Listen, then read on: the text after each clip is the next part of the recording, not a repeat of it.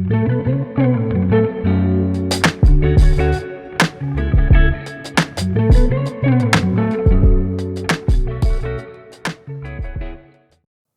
приятели! Аз съм Алекс от Offline Kids, мястото, където си говорим за баланс в използването на дигитални устройства. Много се вълнувам, че днес на гости ми е Атанас Райков, който може би е най-познат с това, че доскоро беше вице-президент глобален маркетинг и бизнес развитие в Viber. Здравей! Да. Много ми е драго. Да, благодаря. Благодаря много за поканата и на мен ми е много приятно да съм тук. Ще разкажеш ли с няколко думи повече за себе си и това, с което се занимаваш в момента? Първо трябва да кажа, че съм в по-голямата част от времето горд баща на 2-4 годишни момчета, с които се сблъскваме вече с всички от тези предизвикателства, за които ще си говорим. Иначе като професионална биография от над 20 години се занимавам с технологии, то с дигиталните технологии, през въвеждането на първите модерни уебсайтове на големи компании, дигитални демонстрации, различни приложения.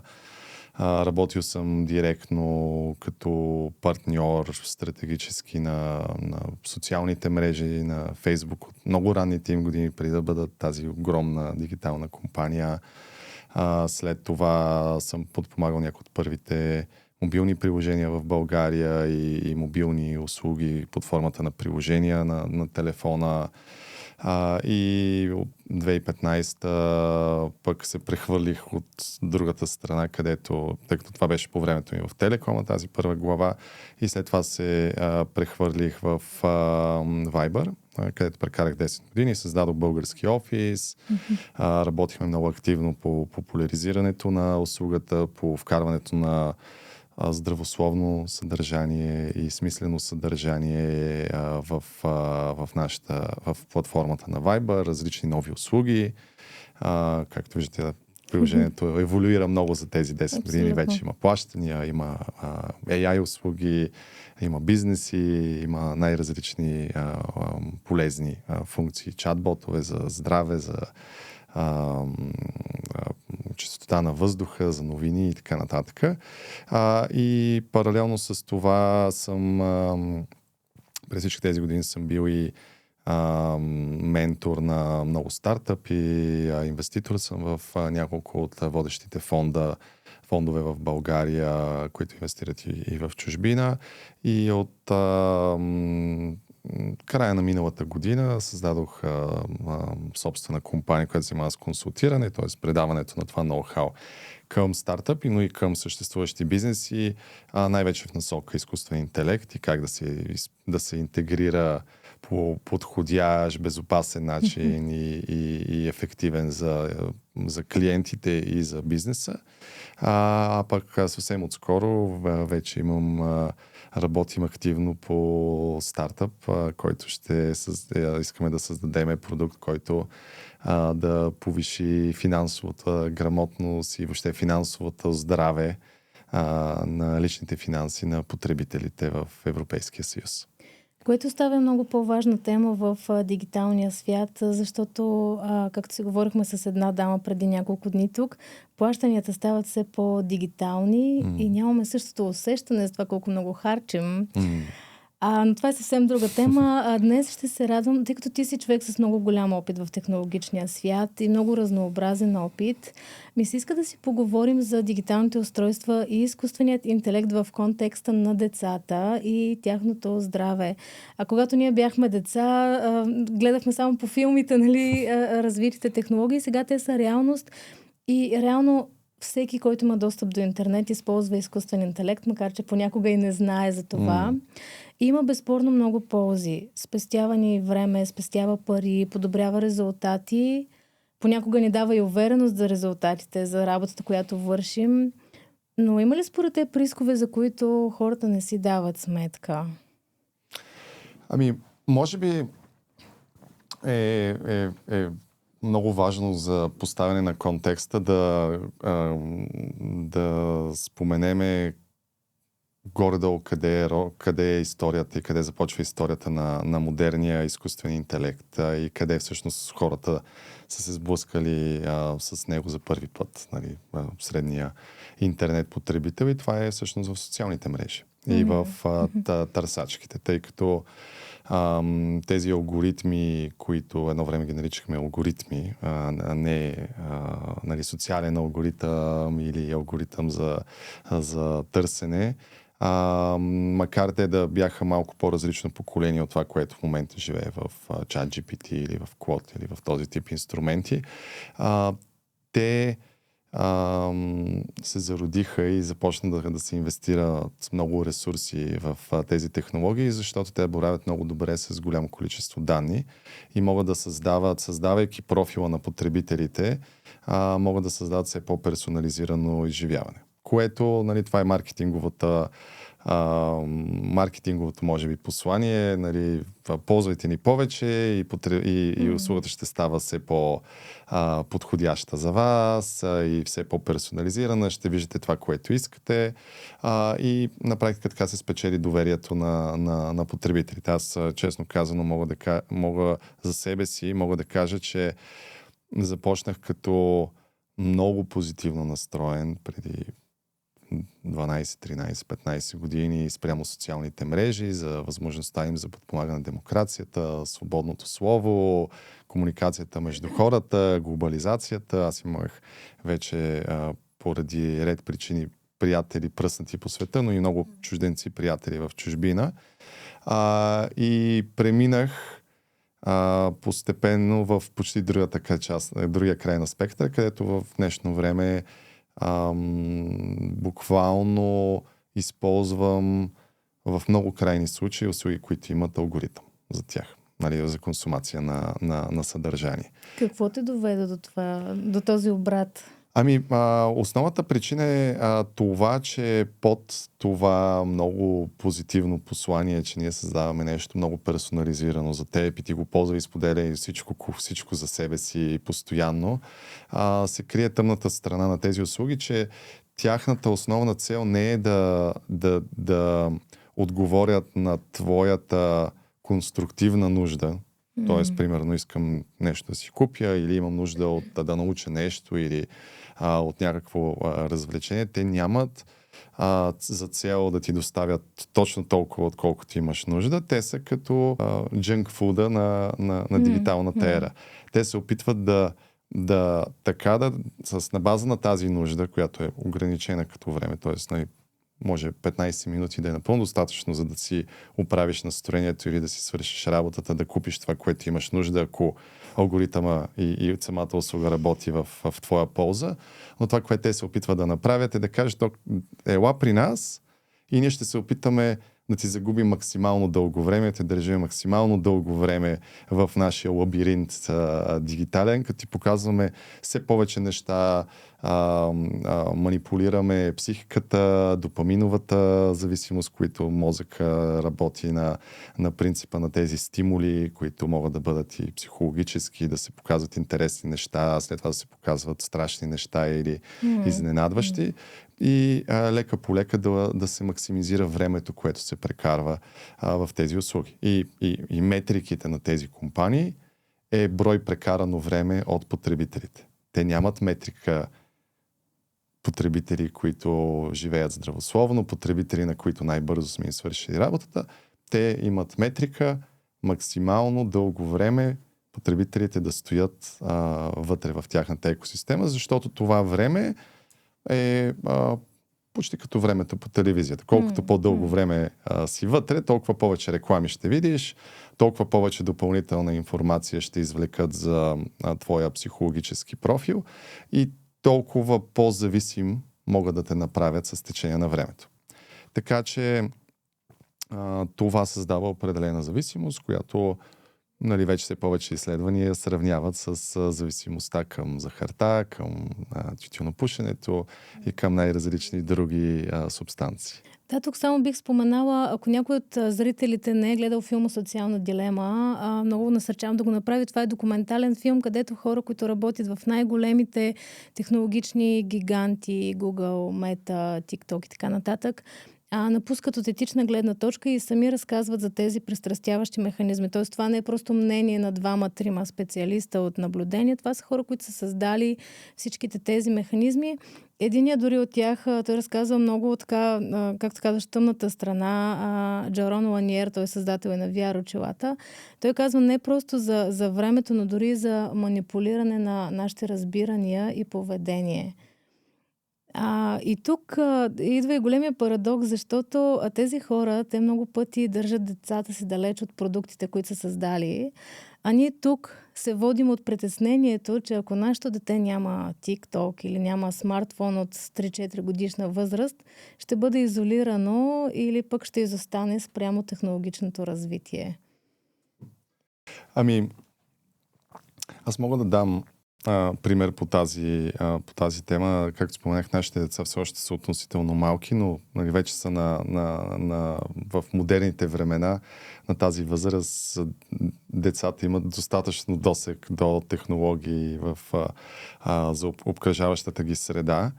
И това, което е препоръчителното поведение, препоръчителното отношение според мен е всяко действие с тези устройства и с тези дигитални услуги да бъде много целенасочено. По същия начин, както просто да седиш пред телевизора и да чакаш, ако го дадем старото сравнение, да чакаш просто какво ще се пусне следващо на екрана е много пасивно поведение. Дори е по-добре да прецъкаш всички канали или да прегледаш програмата, библиотеката и да намериш нещо. Това все пак е много по-здравословно действие, тъй като най-малкото дори мозъкът ти работи в този момент и най-вероятно ще намериш нещо по-добро, да изисква повече усилие, но въпреки всичко е трениране, тъй като мозъка е един вид мускул. Абсолютно. По същия начин с тези дигитални устройства и услуги. За децата могат да се развият здравословни навици и има много широк спектър от неща, които тези устройства могат да правят. Това е тяхната магия, така че може да им се даде нещо, което просто ги зомбира и не изисква никакво усилие от тях, но може да бъде, ако имате толкова сериозно притеснение, някаква образователна игра. Аз, примерно, на нашите деца единственото нещо, което използват, ние дори телефоните никога не им ги даваме, всъщност единственото нещо, което го давам и тогава не ги спирам, е ако искат да снимат. Тъй като това е креативен процес и вече е много лесно и е по-лесно на телефона на майка им, така че те ще малко по-малък, има и специално копче за камерата и примерно един от нашите близнаци много обича да снима, да го вдигне и да прави снимки, което само по себе си е нещо хубаво, защото е много ангажиращ процес. Ако не е концентриран, ако не направи всичко по правилния начин, няма да излезе никакъв резултат. Абсолютно. Така, изисква умисъл да търсиш нещата, които се заслужават да бъдат запаметени, което според мен също е важно качество. Да, и на практика това е едно доста сложно взаимодействие, често казвам дори, който е карал, примерно, някой по-възрастен потребител на телефона и да направи снимка, знае, че не е толкова просто действие, за да се даде добър резултат, дори с текущите технологии. Така че, ако се случи случайно такова нещо, примерно това нещо няма да го блокираме. Но другото нещо, както споменах, е примерно наистина образователни игри, които добре са проучени, които могат да са свързани с учене на език или учене на нещо на цифри или на някаква логика или нещо такова, но отново много ограничено като време, може би като награда и ако това се прави целенасочено и през цялото време, примерно в момента много често, аз да го правя като провокация, ако кажа на нашите деца, момчета, искате ли защото имам таблет, го правиме, понеже има по-лесно, искате ли таблет? И така става, ние не искаме да учим. Така че те в един момент асоциират с тотално различен вид действие, самото устройство и изкушението спрямо него е различно. Абсолютно, много ми хареса тази граница, която очертаваш и за мен аз много пъти съм казвала, когато говорим за екранно време, просто трябва да разграничаваме и типа време. Защото хората се казват, детето ми ще изостане от към умения, всичко и какво става, пускат им филмче. Докато има много неща, които можем да обвържем с техни интереси в реалния живот, техни хобита. Примерно по-творческите деца. Моята дъщеря, тя обича да рисува. И когато беше на 4-5, и давахме тази пейнт версията от нашето детство, където си избираш цвят и можеш да нарисуваш нещо. И там първо картинта ти е статична, няма свръхстимулация, просто няма откъде да дойде. Ти трябва да си креативният човек, трябва да направиш нещо и реално изграждаш някакво дори базово самочувствие, че можеш да правиш нещо на компютър, но ги няма всички тези пристрастяващи механизми, които ги има в социалните мрежи, видеоигрите, хазартните приложения, стриминг платформите и така нататък. Да, това е много добър пример. И другото нещо, което също знам е да рисуват с Apple Pencil на iPad, примерно. Това е нещо, което въпреки, че стимулираме на хартия и да рисуват по друг начин, но когато това не е налично или просто не е практично заради това, че може да се намаца или не може да носиме съответните бои, това е достатъчно добър и е безопасен заместител. Така че това е момента, в който технологията е добър заместител на тези неща, но отново това моите наблюдения до тази възраст, разбира се, са, че като се развие здравословно отношение, тогава дори децата предпочитат истинското нещо. Хартията, мазалото, виждат, че е по-забавно и така балансът е по-здравословен и сега, разбира се, околната среда, ако дори те деца правят някакви други неща, това, разбира се, е предизвикателство, но не трябва да ги подценяваме за това колко, че те могат да разберат посланията и могат да разберат каква е причината едно нещо да го препоръчваме или не, с малко повече обяснение, образование и така нататък. Абсолютно и доверието, което градим с тях, защото дори най-добрите обяснения не работят, ако не прекараме това време, не изграждаме тази връзка на доверие.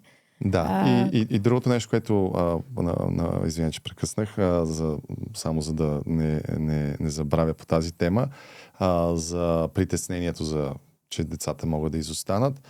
Другото нещо, което трябва да се има предвид, и то е абсолютно гарантирано, е, че технологиите стават все по-лесни за ползване.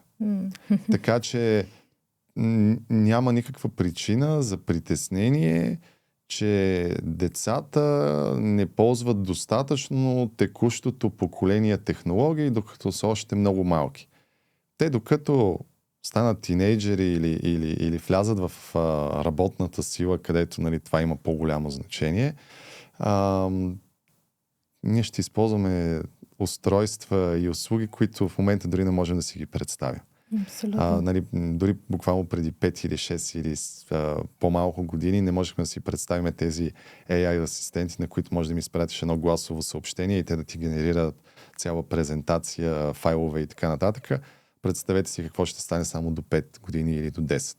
Трябва ли децата дори да знаят какво е Excel? Не. Според мен отговор е абсолютно не. Те дори учениците в момента го виждат. Те учат Excel 5, 6, 7 клас и казват, това за какво ми е. Да, това е... И са много прави. Аз съм учил машинопис в гимназията, така че... Ние сега, моите деца са много ограничавани от към технологии, защото аз идвам от IT света, имаме съвсем различно разбиране и това лято реших да дам на сина ми малко повече да програмира, защото следващата година започват и в училище Scratch. И се оказа, че от едно, сега да не кажа най-ограничаваното в България, но едни от най-ограничаваните деца седна и започна да си прави, много базови игри на Scratch, но много бързо. Аз за пореден път си дадох сметка как ако ние развием креативност, мислене, изобщо умение за решаване за проблеми и желанието да искат да правят нещо, защото и това все повече да се вижда. Аз съм си говорила с тинейджери, които те може да имат много умения, обаче не искат да правят нищо друго, освен да гледат клипчета и да играят видеоигри. което също е важно. А когато си говорим за AI, те децата няма да познават свят без AI всъщност. И според теб, кога е добър момент да им дадем малко повече свобода да ги използват? И кога според теб е добър момент да им дадем и самостоятелно да ги използват? Защо го казвам? Защото са ни разказвали за родители, които дават телефона на 2-годишно дете да си говори с изкуствен интелект. И цитирам, 2 часа по-късно влязох в стаята и те още си говореха.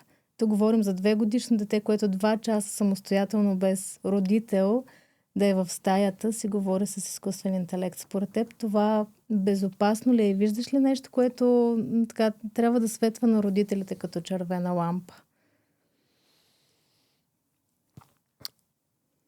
Кратки отговор е да. Трябва да светва със сигурност червена лампа. Това, което виждаме е, че еволюцията на всяка от платформите протича горе-долу на етапа, в който първо се строи нещо, което е унифицирано за всички, после тези компании те работят много на експериментален принцип, постоянно са в Америка, където е доста по-либерален режима спрямо регулации. След това имат много лобисти, адвокати и могат да се измъкнат с най-различни нежелани последствия за някакъв малък процент от потребителите, като може са всичките деца, които са стигнали до съответната услуга. Това се случи с, примерно, социалните мрежи, с някои от платформите за видеосъдържание. И това обикновено, което се случва, е, че на много по-късен етап, когато вече се понасити пазара, когато част от потребителите и част от този пазар не могат с този генеричен продукт да го достигнат, чак тогава започват да създават услуги, които са по-безопасни за деца, по-подходящи, защото това изисква отделна инвестиция, различна инфраструктура. Примерно YouTube Kids, който може би е по-здравословен подход. Ако това беше налично преди 15 години, може би пак нямаше да го препоръчам неограничено и така нататък, но може би щях да кажа да, много по-добре от генеричния YouTube или TikTok, където може всичко да е. Въпросът е, че в момента няма Kids Mode, няма детски режим в инструментите, който да бъде целенасочено разработен. И се получава един генеричен инструмент и потребителско изживяване, което то крие няколко предизвикателства. Първо, и особено ако просто родителя го пусне без никаква подготовка, тогава този асистент, той взима със себе си контекста на всички останали разговори, които голяма част от тези разговори може да са разговорите на родителя, по дефиниция. Какво може да излезе оттам? По-скоро да го възприема като по-възрастен човек, ако не е достатъчно прецизиран алгоритъма. Със сигурност има как AI да разпознае, че това е дете, по гласа, по тона и така нататък, че някой друг. Технологията е възможно да го направи, но дали това е приоритет на доставчика в момента? Не. В момента тези компании, те се състезават в едно състезание с много големи залози, което основно е за програмиране, за код, за математика, за такъв тип генериране на бизнес стойност и освен това отново за зарибяване на потребителите, да бъдат много подкрепящи, независимо какво им се каже. Това е този така леко психоманипулируем режим. Така че има много примери вече за ако има някакъв сега за 2-годишното дете едва ли ще има някакъв такъв много опасен на посока, в което то да мисли, примерно да депресивно и така нататък, но има много примери за по-големи деца, които имат някакви притеснения, започва да се задълбава в тези притеснения, имат някакви много нездравословни мисли и в един момент изкуственият интелект, понеже е програмиран да бъде просто по генеричната му настройка, да бъде подкрепящ, да окуражава и да не влиза в конфликт с потребителя, защото ако му опонира, дори за нещо, което е добре да му опонира, потребителя може да прекрати сесията. И това е причината, поради която е програмиран по този начин. И те са направили много хиляди тестове и са казали: подкрепяй го, бъди много приятен, приятелски, независимо какво ти казва, и така максимално дълго време ще ползва, ще разградиме този навик и ще се връща потребителя, докато ако си като по-стрикния родител или учител или някакъв друг авторитет, може и да не те ползва толкова много, защото ще звучиш като тези другите ограничаващите и сериозните. Така че нали, това е причината в архитектурата на изкуствен интелект, че по подразбиране той все още тези модели се държат по този начин. Нали, имаше много вариации от последните 9-12 месеца. Имаше няколко случаи, особено и с ChatGPT. Също сега се сещам, че имаше няколко версии на Claude, които бяха настроени в много голяма крайност. Това беше идентифицирано и те след това малко го нормализираха, ама малко. Но нали, стимулите винаги ги бутат в тази посока.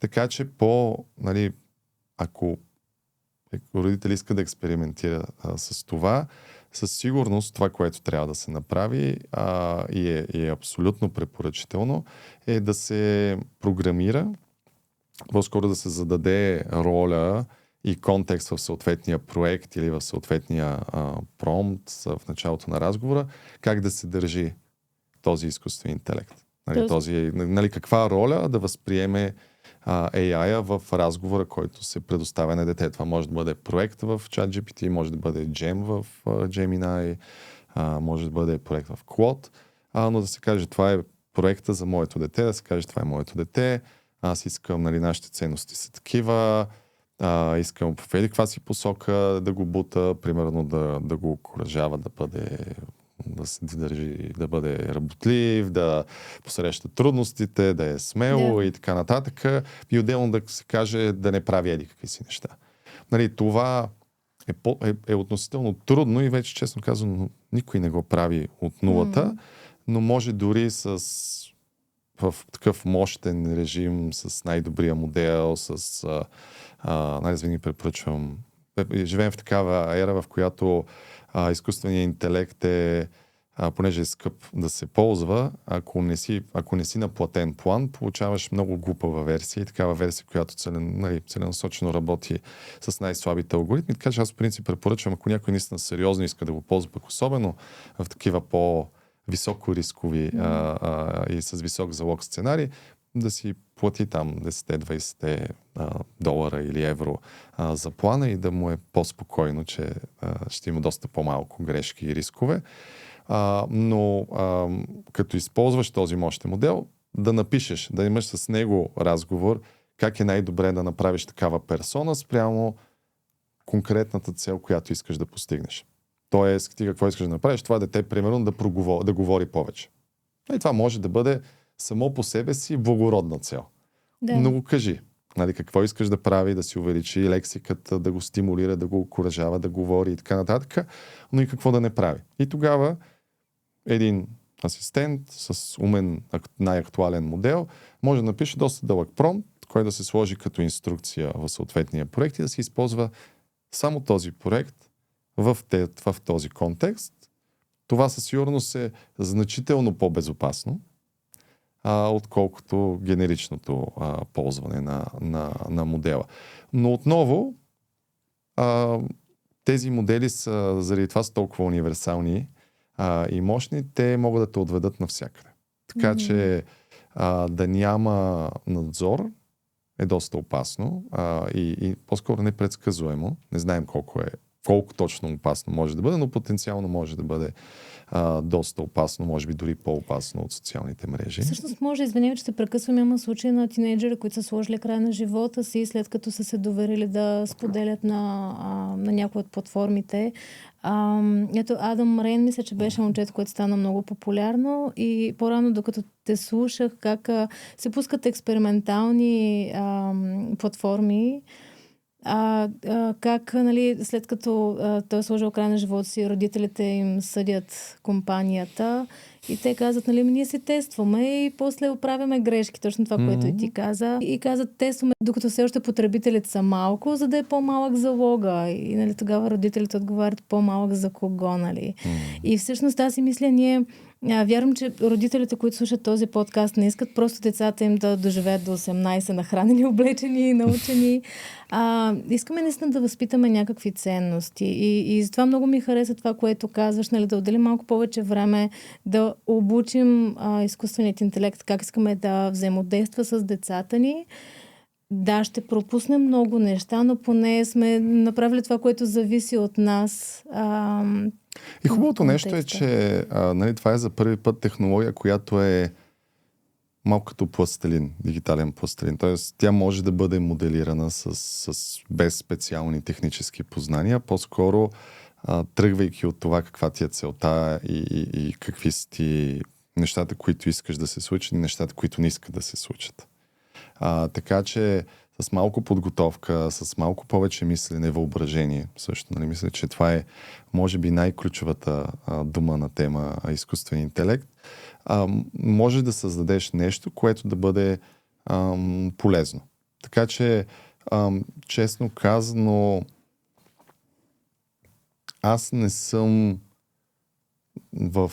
за разлика от нали, примерно социалните мрежи, тези алгоритмични услуги, особено пък тези, които са с кратките видеа, нали, примерно като TikTok, където съм тотално анти за малки деца и дори по-големи, ако нямат самоконтрол.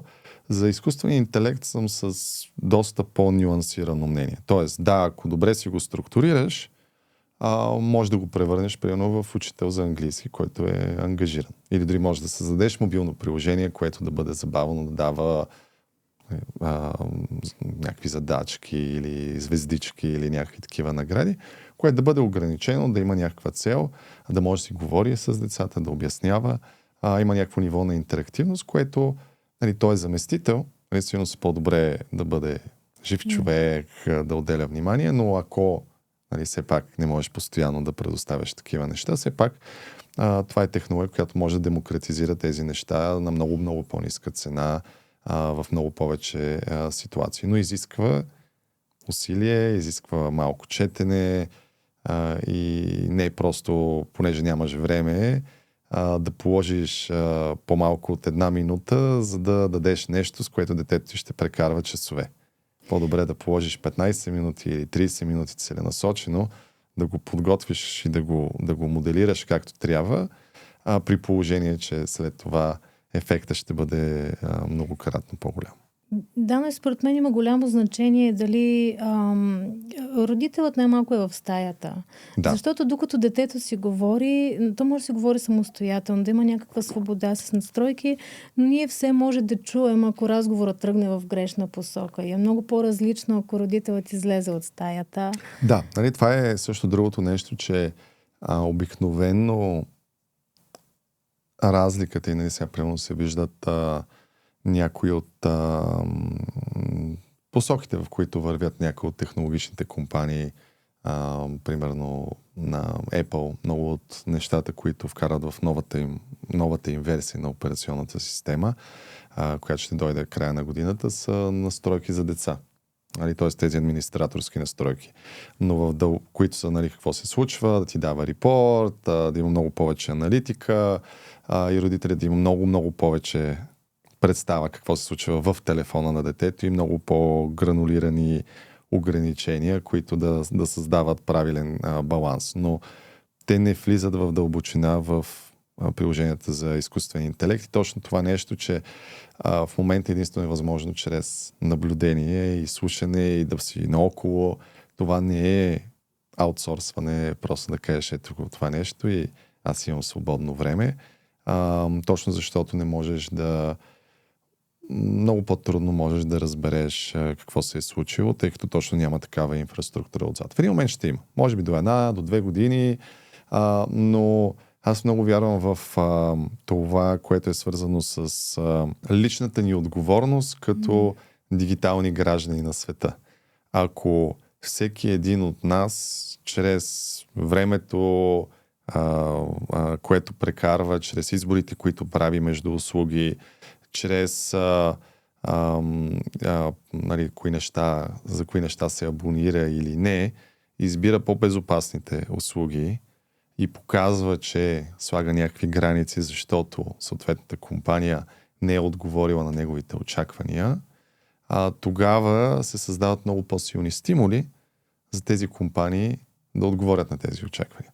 Тоест, ако повече хора кажат това не е подходящо за моите деца и няма да го дам на моите деца, тези данни, те много бързо се агрегират. В днешно време тези компании имат инструменти да разберат много бързо, много прецизно, точно за колко хора това е проблем. Но тези хора трябва реално да го кажат и да сложат червената линия и граница. Така че ако всеки един от нас го прави, е нещо като гласуване в полза на по-безопасно и по-здравословно бъдеще.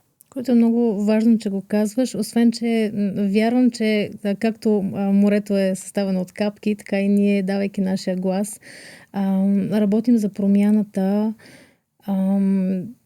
Аз мятам, че е много важно да култивираме в децата това критично мислене, защото ние си говорим с много ученици и наскоро едно 9-годишно дете ни каза: на мен ChatGPT ми е най-добрият приятел, аз вярвам на всичко, което той ми каже. И тук това е със сигурност трудната задача. Ние с моите деца от време на време тръгваме заедно да го изпробваме в различни ситуации, как ще реагира. И си говорим за това как, понякога дава верни отговори, понякога трябва така да сме внимателни с това, което ни казва. Даже имаше един случай, в който дъщеря ми, мисля, че беше миналата година, тя беше на 6, и го пита какво означава блюба-бляба котенце. И си измисли някаква дума. И той беше казал: блюба-бляба често се използва вместо пухкавичко, вместо нежничко. И така децата, според мен, отново стигаме до това, че те трябва да научат, че това е инструмент, а не заместител на нещата, които са важни в живота. Родителската роля като едно от тях. И това е един от другите елементи. Ти го спомена, как изкуственият интелект е създаден да бъде подкрепящ. Друга ситуация, в училище едното ми дете, по-голямото, сега кръснописа не е неговото нещо, с много неща е добър, с това не. И с баща му бяха направили един експеримент, снимаха му домашното и го пуснаха на ChatGPT. И той естествено каза: много си старателен, вижда се, че е с много старание направено. И децата това го виждат, как авторитета в реалния живот казва: не е достатъчно добро, а пък изкуственият интелект много пъти казва: перфектно е, чудесна идея, гениална. И как според теб говорим с децата за тези неща? Какво е важно да им предадем като послание, за да може да запазваме и нашия родителски авторитет? Защото ето едно дете, което е самостоятелно оставено с ChatGPT или която и да е платформа, в момента, в който родителят му каже не и се ядоса, отива и започва да се споделя с него. И се къса тази връзка. Сега това е доста психологически въпрос, нали? За личното ти мнение те питам дали си мислил по тези въпроси. Мисля, че е важно да бъде разговора да се води през примери и паралели с реалния свят. Нали, че не всичко, което виждаме е истина, че е много лесно да се създадат тотално измислени неща. Нали, това може да се демонстрира относително лесно. Другото нещо, което е много хубаво според мен да се развива, е това, че лесните награди и много лесните нещата, които получаваш много лесно, те нямат толкова висока стойност. Нали, ако нещо е твърде лесно или твърде лесно получаваш награда или окуражаване, без да си положил никакви усилия, всъщност това е нещо, което няма да те отведе много далече. Защото всеки може да го получи. Нали, до някъде е тази дефиниция. Да. Нали, почти е същото като с спорта, като с движението, като примерно да качиш 2 или 3 етажа по стълбите спрямо асансьора. Нали, какви са ползите от едното и другите. Нали, тоест, че в един случай дори имаш активност, правиш мускули, нали, чувстваш се по-добре, в другото просто седиш на едно място и някой друг върши работата вместо тебе. Нали, има много малки детайли, които се натрупват като навици и те създават тези паралели.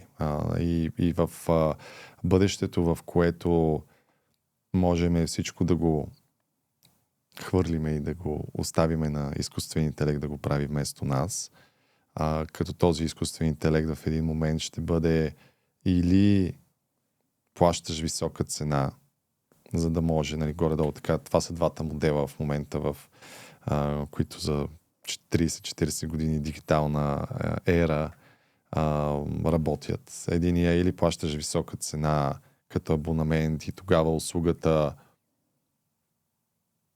защитава твоя интерес, или не плащаш нищо и тогава услугата защитава нечи друг интерес и те използват тебе като продукт, който да монетизира. Ако не плащаш за продукта, ти си продукта. Проблема е, че повечето деца са обикновено на ефтините версии, на безплатните версии и те са продукт, нали, в това отношение. Така че трябва да, нали, това нещо да се нали, това самоосъзнаване да бъде много, много внимателно въведено и да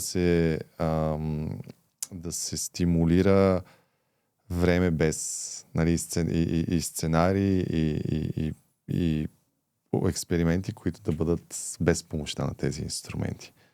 Аз миналата година да дам пример от по-реалния живот, в по-професионалния живот. Миналата година правих една специализация в MIT, Масачузетския технологичен институт, който е един от двата центрове, най-развити центрове в света, или поне в Америка и в западния свят, на тема изкуствен интелект. И като част от курса бяха дали пример за едно от най-успешните въвеждания на технологии на тема алгоритми и изкуствен интелект с най-висок залог, който е автопилота за приземяване на самолетите. Повечето от самолетите, в които ние се возим, те се приземяват от автопилота. Той е толкова прецизен, че дори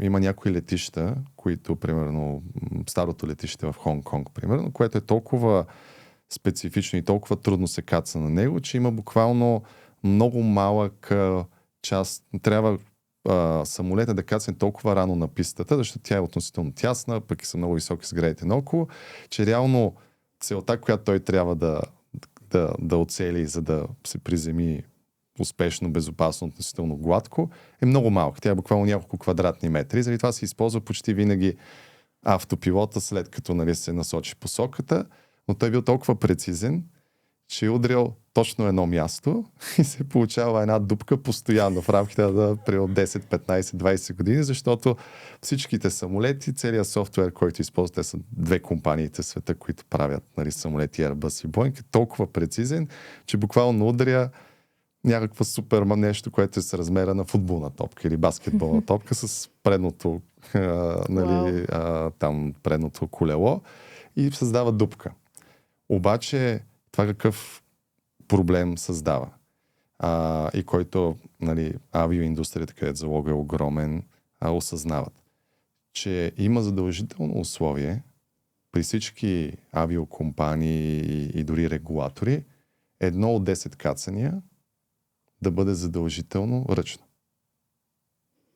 И то е абсолютно задължително условие. За да може пилота, ако автопилота откаже, като е, нали, система, която се инвестират много усилия, той има бекъп и има ужасно много неща в тези самолети, които са, нали, с бекъп и са дублирани, за да може шанса нещо да откаже да е много нисък. Заради това, за съжаление, както виждаме, да се движи с самолет е сигурно стотици пъти по-безопасно от това да се движиш по българските магистрали, примерно. Но това се постига включително и чрез такива квоти въпреки че знае, че това е една от най-надежните технологии в човешката история и цивилизация, се слага задължението хората, които са по-малко прецизни, тези пилоти, за да не загубят тези умения, да се предизвикват и веднъж едно от тези 10 кацания, поне, да бъде ръчно. Много се радвам, че това го казваш, защото това ще да бъде в тази посока и следващия ми въпрос. Аз сега чета една страхотна книга на Манфред Шпицер, "Дигитална деменция" се казва. Този човек от десетилетия изследва мозъка и как медиите по някакъв начин му влияят. И всъщност той много говори за това, което и ти спомена, че мозъка е мускул. И ако не го използваме, започваме да губим ключови умения. Дава пример с шофирането и навигацията и ориентацията. Как таксиметровите шофьори в Англия трябва да научат 25 000 улици наизуст и да имат много години стаж. Докато автобусните шофьори в Англия, които минават само един маршрут по автобуса им, сравнява ги и двете групи и всъщност вижда, че таксиметровите шофьори, понеже се налага да помнят, мозъка им работи по много по-различен начин. Много повече връзки, паметта им е много силна и усещането им за ориентация.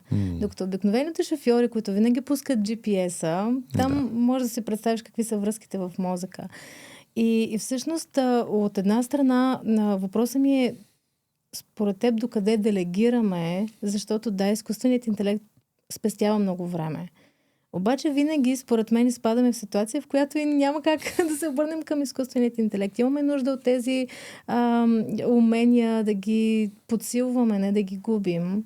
Това за нас възрастните и за децата. Другия момент, те все още нямат развити тези умения. Те първо им предстои много умения. Да не говорим, че мозъка се развива до 25 годишна възраст. Когато от малки започнат да делегират, сега, според теб, личното ти мнение, има ли сериозни опасности, които е хубаво да имаме предвид? С този пример, който споменах, го дадох точно от тази гледна точка, че дори да делегираме определени неща, трябва да има квота, в която да се каже, сега го направи сам. Окей, видял си го и то да бъде понякога дори не е изненадващо, а да бъде точно като част предизвикателство. Се каже, сега ще имаш няколко пъти, в които ще го направиш заедно или на брой пъти с твоя дигитален асистент, но ти се учи от него. Ти виж какво прави и как мисли, тъй като тези технологии, които разработваме, те се опитват на практика това, което те правят, че те се опитват да систематизират човешкото знание и някакви добри практики. То всичко е така работа в прогрес, която си има все още много недостатъци, но се създават тези тежести, в които се казва, то всъщност начин, в който се тренират всеки нов модел и тези, които използваме, е точно една много голяма матрица, в която първо се дава на алгоритъма само му се дават задачите и му се казват дай най-правилният отговор, който виждаш и след това има някаква таблица, в която му се казва това е добър отговор, това е правилен отговор, това е желан резултат, това не е желан резултат и му се казва, понеже тези алгоритми са малко като много сложна архитектура и ти не можеш да променяш всяка връзка между тях, той сам до някъде автономно измисля как да се самонастрои, за да генерира по-добри отговори след това. Горе-долу така изглежда обучение. Това се прави милиарди, трилиони. Скоро чух думата квантилиони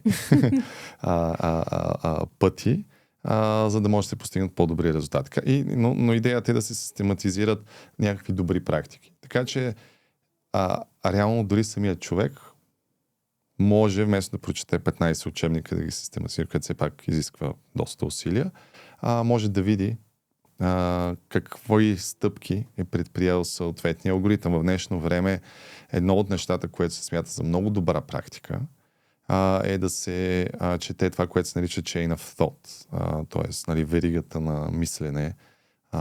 Аз винаги хубаво да сложим кавичката мислене, когато става дума за изкуствен интелект, която се генерира в интерфейс. Тъй като в момента, в който се използва мислещ режим, който аз препоръчвам винаги да се използва, когато става дума за модерните AI услуги. Малко по-бавно е, но нали, по съвсем различен начин работи тази архитектура, отколкото бързия модел, който генерира просто предвиждане на следващата дума. Когато се пусне такъв режим на мислене, той започва нещо да прави. Нали, и се чака. Но докато чакаш, имаш две опции. Или да вършиш нещо друго, не да чакаш и да гледаш екрана и нищо не правиш, или да отвориш, понеже то обикновено е компактирано, т.е. е събрано нали, това нещо и се сменят някакви изречения и горе-долу обяснява много набързо, но обикновено има стрелка, в която може това нещо да се отвори и да се види всяка една стъпка, която модела е правил до стигането на конкретния отговор и резултат за съответната задача. И понякога има изключително полезни неща вътре. Обикновено, когато се става дума за вършене на работа от някой компетентен професионалист за неговата работа, това се препоръчва да се гледа, за да се види дали модела не е направил логическа структурна грешка за начина, по който иска да изпълни съответната задача, за да може, ако видиш, че резултата не е достатъчно добър, да разбереш къде е станало отклонението. Малко като все едно имаш някой стажант и изведнъж нещо се е случило, крайният резултат не е задоволителен. По този начин можеш да превъртиш назад и да кажеш, окей, всъщност на тази стъпка 3, може би всъщност си взел правилното решение. Когато става дума за учене, понякога може да кажеш, окей, аз съм му задал някакъв въпрос, който е логически или някаква задача и всъщност какви стъпки е предприел модела, за да достигне до правилния отговор на съответната задача или до съответното нещо. И това, ако го погледнеш 3-4 пъти, ти реално след това може да имаш дори някакви добри идеи, ако си без този инструмент, какви стъпки може да предприемеш. Тъй като все пак тези модели, те могат да правят нещата по тотално различен начин, но те все още са моделирани на база на начина, по който хората ги вършат тези неща. Разбира се, много повече изчислителна мощ и така нататък, но горе-долу тези стъпки имат паралели с това, което хората правят. Така че определено препоръчвам да се отделя внимание и на тази поредица от стъпки, този chain of thought, който е в интерфейс и може да е доста полезен, включително и за децата да научат някои неща. Абсолютно, доста практично звучи. По-рано ти каза систематизират човешкото знание. Сега, обикновено ние хората знаем... Опитват се, да кажем, опитват се. Okay. Изкуственият интелект взема обществено достъпна информация в интернет, тази, която е свободно достъпна. Доколко можем да имаме спокойствие, че личните ни разговори с него остават конфиденциални? Защо го казвам? Защото ето много пъти, сега може да е смешно или не, но мен ми хрумва някоя идея. Аз обикновено първо си мисля офлайн нещата и след това започвам да търся с какво да допълня. И много пъти ми се свиди да си дам хубавите идеи, да си ги споделя. Точно заради тези притеснения, нали, има някакви настройки, които казват, да, разговора се остава между нас, но всъщност кой знае? Това е въпрос, на който не можем да имаме все още категоричен отговор. Факт е, че вече сме 5-6 години след стартирането на тази нова ера. Милиарди потребители го ползват. Повечето от бизнесите, големите и дори средни и малки дигитализирани бизнеси го ползват под някаква форма. Няма случай на бизнес или на много голям скандал, нали, за разлика от нали, този пример с тези нали, деца, които са самоубили и са достигнали до депресии, нали, там където има много натрупване на доказателства. Няма много примери на ситуации или поне такива много видими, които да бъдат за някоя компания, някой е успял тотално от друг край да използва същата услуга и да накара нали, просто през централния път да вземе данните, които човек от тази компания използва. Нали, обикновено пробивите на тема изкуствен интелект са да накараш, примерно, асистента, AI асистента, който, примерно, банката или съответния електронен магазин имат на сайта, да го накараш той да си помисли, че ти си вътрешен служител и той да ти даде данни, които те са тренирали. Но обикновено не е, нали, те да са споделили нещо с ChatGPT или с Gemini или с Claude и някой човек от Claude и от Gemini, от централните платформи с просто обикновен акаунт да е влязъл вътре и да е извлякал данните, защото те седят в един, нали, сейф някъде и всичкото е едно голямо един голям басейн с данни и те произволно могат да излязат. Нали, архитектурата е много, много по-сложна, така че от гледна точка на изтичане на данни по този начин то не работи точно по този начин. Нали, тоест някой да каже, нали, Наско Райков, много ми е интересно той какво си говори с ChatGPT. Можеш ли да ми кажеш той какво си говори с тебе и какви са му последните разговори? Може и просто да не знаеш.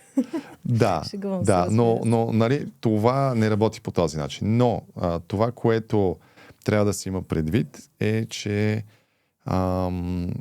нещо, което е напълно възможно да се случи, според мен ще се случи в някакъв момент, е, че тези данни, които са примерно паметта на моделите, която е полезна, нали, паметта на всеки модел, и то са всички разговори, какво е научил за тебе, какво, нали, някакви полезни количества информация, които се вкарват в разговорите, за да може да бъде по-умно и ефективно да отговаря.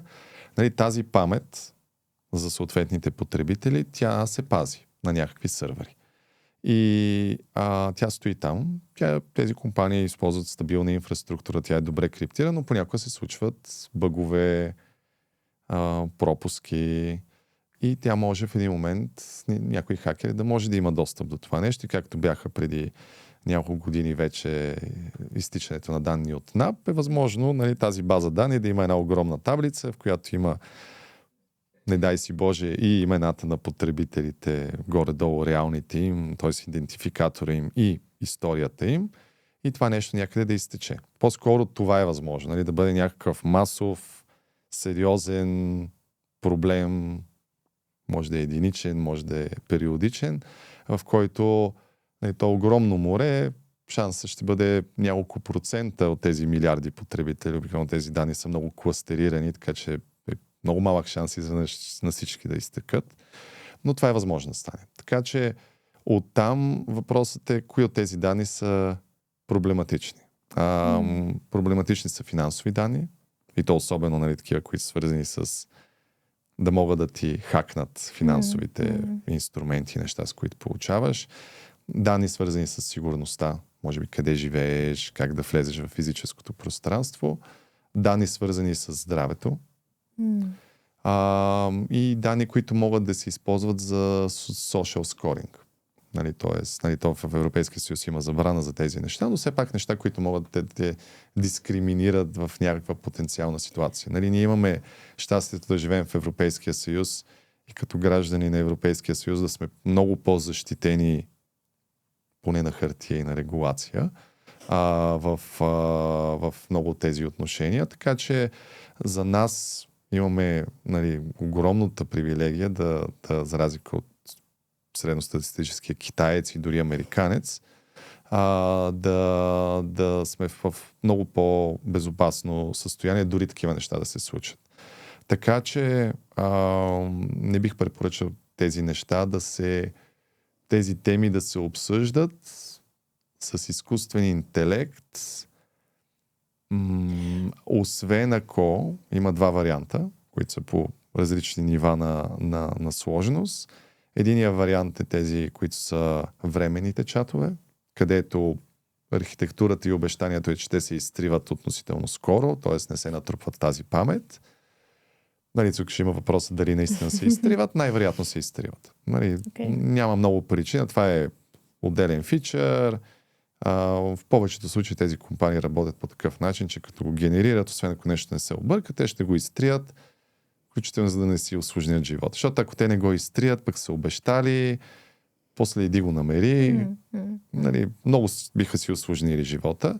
И втория начин, който аз примерно използвам за здравословни мои неща, ако искам нещо да обсъдя, който все още е сложен, но ще стане все по-лесен, е on-device AI. Тоест, нали, аз имам поради работата ми също по-мощен компютър, на който инсталирам модел, който работи само на този компютър.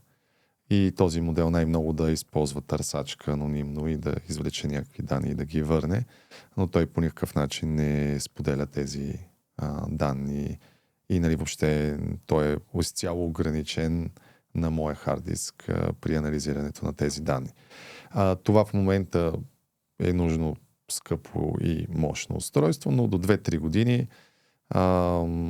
най-добрите технологии, с които в момента разполагаме, ще могат да се пускат на смартфон. А в този ред на мисли снимката такава чувствителна информация ли? Защо го казвам? Защото все по-популярно става, снимаш се, качваш си в някоя платформа и тя ти генерира или карикатура, или нещо, някакъв конкретен бекграунд. И също деца са ни казвали ученици, че снимат се, сега едно е за онлайн тормоза, където си генерират унизително съдържание. Някакво, но дори за шега. Трябва ли да внимаваме с снимките? Говорим за лицето. То е въпрос на това дали духа е излязъл от бутилката или не. Нали, ако трябва да сме честни, защото мога да дам двата примера. Нали. Примерно моите деца, те нямат никакви снимки в нашите социални мрежи, никъде няма идентификация с нас за тях.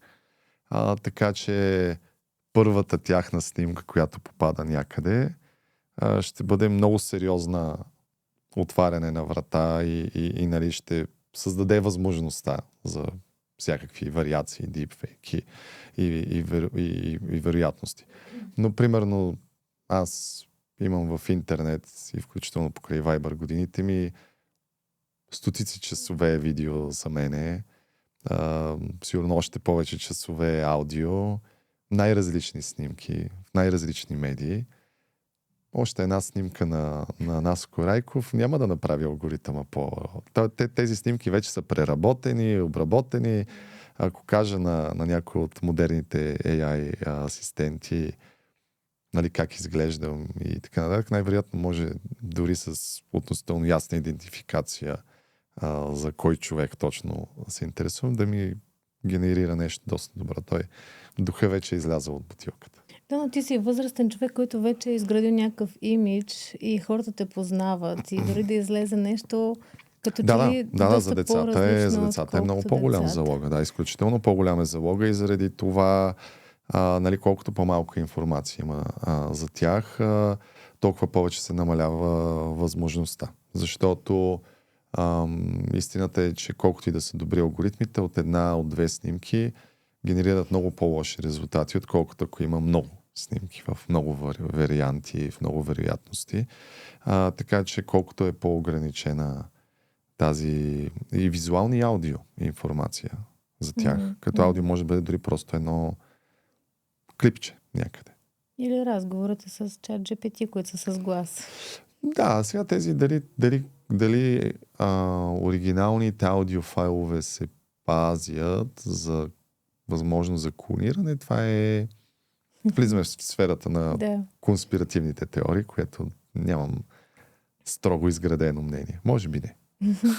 Много бързо ни мина времето и ти благодаря за този разговор. Имаш ли финално послание, което да отправим към родителите, които ни слушат в момента? Финалното ми послание може би ще звучи като обобщение. В тази дигитална сфера трябва да гледаме на дигиталното време на децата с дигиталните технологии малко под формата като аналог на примерно сладките неща. Тоест в ограничено количество може би е добре, защото дава енергия, дава възможности, но със сигурност с ясни лимити, с много здравословни ограничения. Второто нещо е, ако говориме за социални мрежи, за консумация на съдържание, проактивни платформи, много по-добре, отколкото пасивни платформи. Така че как да се създава целенасочено такова съпротивление и провокации, децата да имат проактивно отношение и да полагат усилия, за да достигнат до съответното дори съдържание, което им се позволява в това здравословно ограничение. И когато става дума за изкуствения интелект, там може би ключовото нещо, което е по-различно, е да се използва под формата и в конфигурация, в която да се стимулира въображението. Тъй като това е първата технология и първото поколение технология, което всъщност може да подпомага въображението и дори хората, които и децата, и бъдещите млади хора и професионалисти, които имат по-голямо въображение и знаят как да зададат правилния въпрос, как да го формулират, как да структурират контекста и да си поставят крайната цел, те ще извлекат много по-голяма и много по-здравословна полза от това поколение технологии. Така че заради това въображение, ясно поставяне на цели, критично мислене са дори многократно по-важни в тази нова ера, която ни предстои. Много хубав финал. Конкретно какво да учим децата. Много ти благодаря. Мили хора, ще се радваме на въпроси, коментари в коментарите. Така че заповядайте. Благодаря ви, че бяхте с нас и до нови срещи.